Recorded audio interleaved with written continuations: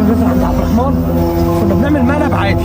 هوبا مره واحده لقينا البت دي واقفه وبتتكلم معاه بعد ما احنا قعدنا ندور عليه اصلا وما كناش عارفين نوصل له.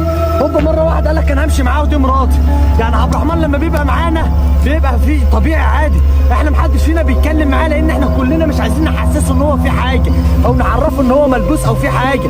بس البت دي كده مش تمام وفي حاجه غلط بتحصل. احنا لازم بقى نفضل وراه لحد ما نعرف السر اللي ورا الحوار ده ايه، لان دلوقتي الموضوع لو كبر معانا مش هنعرف نلمه خالص.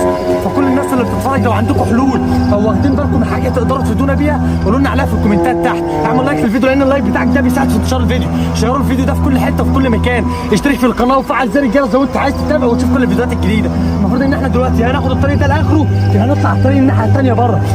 عدي من على الطريق ولف من على الطريق الناحيه الثانيه. ماشي يا رب استر يا رب.